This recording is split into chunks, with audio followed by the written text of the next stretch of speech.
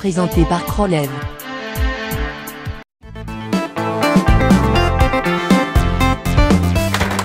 Donc Guillaume, on y va avec le deuxième match de cette émission 179 et moins. Oui, la gagnante, Véronique Lacasse, qui va affronter Guillaume. Guy Boudreau qui fait son entrée en scène.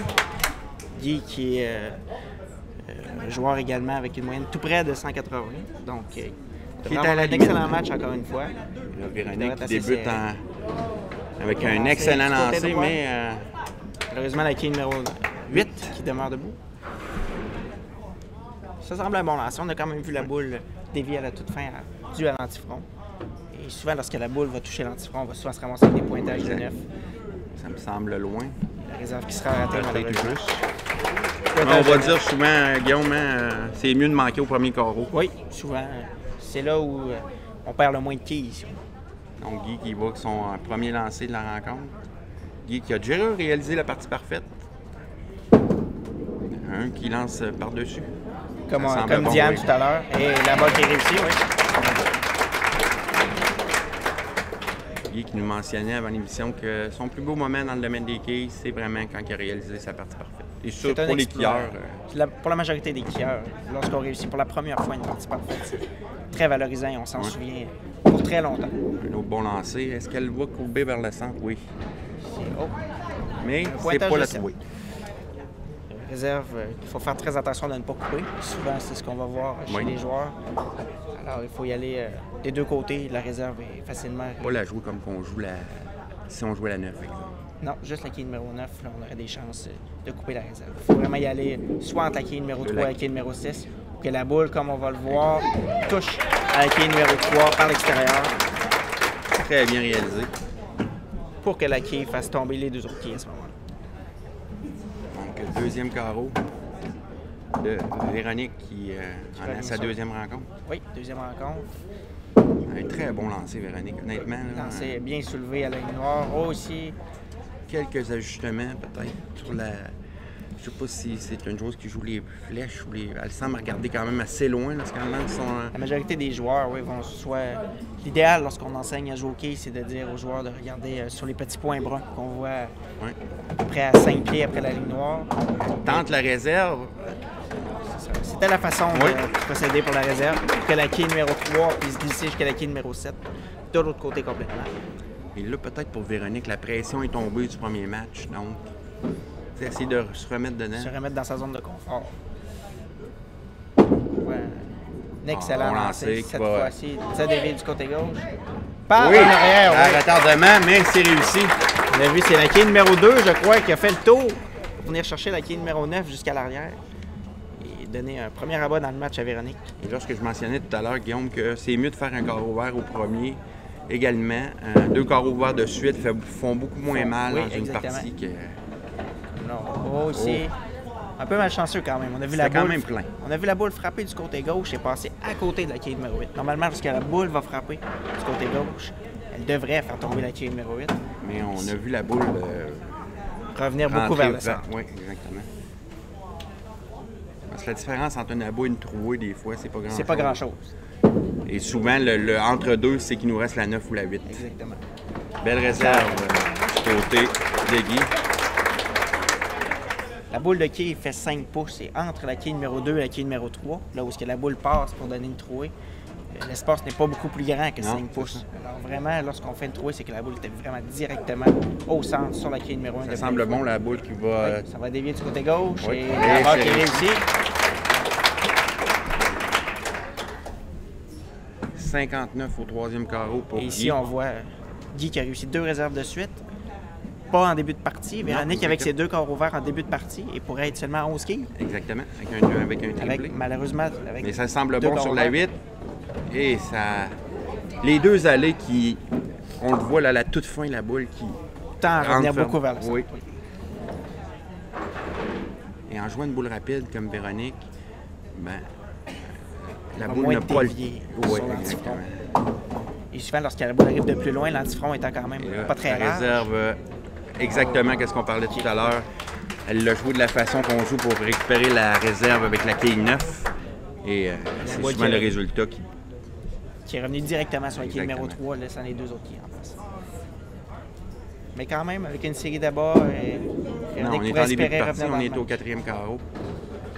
Oui, série d'abats qui est réussi. Donc, semble maîtriser la 9 lors de ses 2 dernières présences sur l'allée 9. Elle a réussi les un abats. peu sur la ligne numéro 8. Ouais. Peut-être déposer la boule un peu plus près du centre sur la ligne numéro 8. Oui. Pour que celle-ci revienne moins vers le centre à la toute fin. Exactement. Et puis frapper la quille numéro 1 sous un meilleur angle. Donc, Guy qui va pour son 5e carreau. Oh, ça va être assez loin, mais la boule revient quand même. Oh. Le mouvement d'aller. Oh, oui!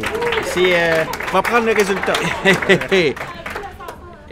Et ça, c'est l'avantage d'avoir une boule moins rapide. Oui, c'est qu'elle a eu le temps de prendre le mouvement de l'allée. Exactement. Mais ce n'est pas la trajectoire qui se Non, c'est pas l'idéal. Je suis pas sûr que Guy va tenter cette façon de faire à tous les carreaux. Un bon lancer, cette fois-ci sur la 9, mais la boule revient rapidement et c'est réussi. Oui! La 10 qui tombe en retardement. On a vu la boule déviée à la toute fin, encore une fois, grâce à l'antifront qui est juste devant la quille numéro 1, juste assez pour que la boule puisse, que Keith puisse faire le bon travail.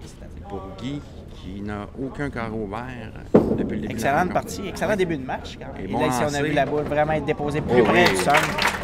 C'est un doublé pour Véronique qui...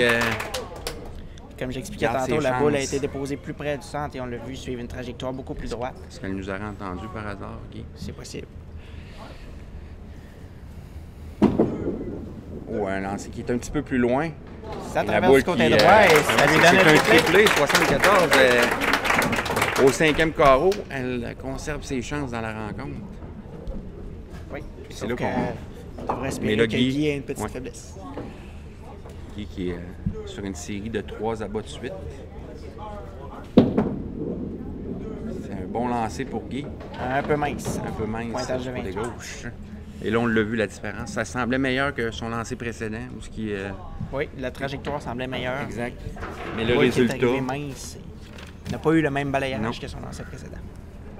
Et simplement, pour ouvrir une petite parenthèse, on peut voir les deux joueurs qui utilisent des boules. Guy sur son premier lancer et Véronique, ses boules Brunswick. Oui. Quand même des boules qui sont moins courantes sur le marché maintenant. Mais qui peuvent faire encore un excellent travail pour les joueurs.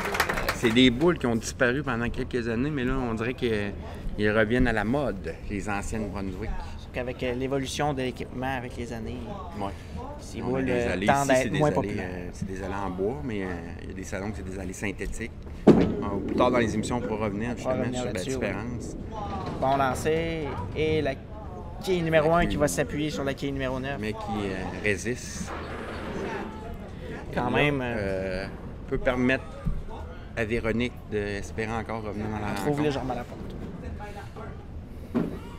Si elle continue sa série d'abats. Oui, elle devra bien entendu continuer sa série d'abats. Oh, ici, attention, on a vu la boule être déposée tout près du centre à droite et le mouvement de l'allée. Excusez mon anglicisme, mais ça va dévier. Le mouvement de l'allée qui a ramené la boule vers le centre. Là, il ouvre vraiment la porte. On pourrait avoir un match à seulement une quille de différence. Une quille de différence en faveur de Guy. Et de là qu'on expliquait la différence des carreaux ouverts en début de partie. Ça semble bon sur l'allée 8. Très bon lancer, oui. Oh! L'effet vélo. Oui, exactement. Comme on appelle, c'est la quille numéro 1 qui roule sur son caoutchouc, qui passe devant la quille numéro 9, plutôt que de se rendre jusqu'à celle-ci. Ce qui est arrivé semblable un peu à Guy lors du dernier carreau. Oui, sauf qu'au carreau de Guy, la quille numéro 1 s'était appuyée vraiment. Là, on l'a vraiment vu rouler devant.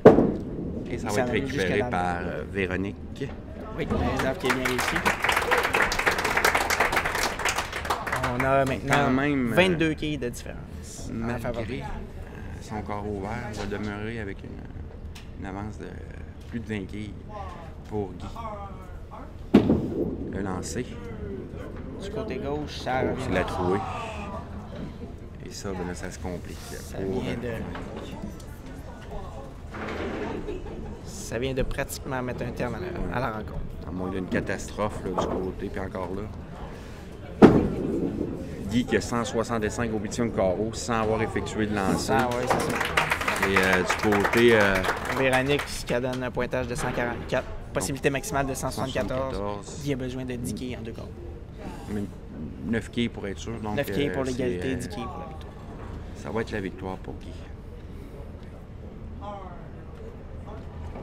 Un excellent ensemble une fois de Guy. Oui, du côté gauche, comme Et c'est la victoire du même côté. On va laisser les joueurs quand même terminer la rencontre, mais ça va être la victoire de Guy sur Véronique qui aura réussi à gagner quand même un match. Oui. Ben, quand même, pour une première fois devant les caméras. Et à date, je pense que ça suit quand même le classement. Le classement, l'ordre est respecté. Les favoris, si on peut les appeler ici, ont remporté leur match. Ici, pour un joueur qui a un lancé, on a vu Diane lors du premier match qui avait un lancé par-dessus comme Guy, mais avec un beaucoup plus lent qui contrôle. Beaucoup plus lent, oui. Guy, c'est beaucoup plus rapide là, comme lancé. La boule qui travaille peut-être un petit peu moins dans le triangle de cette façon. C'est un carreau ouvert, mais quand même, on aura un bon pointage. Tout près de 200, au-dessus de 179. 193 comme pointage final. Ce qui est similaire au pointage de Véronique tantôt, qui avait joué 190. Véronique qui n'a pas été déçue de sa performance. Non. C'est vraiment les troués. C'est la ligne. La ligne numéro 8 en début de partie qui a fait très mal avec 2 corps ouverts de suite pour débuter sur la ligne numéro 8.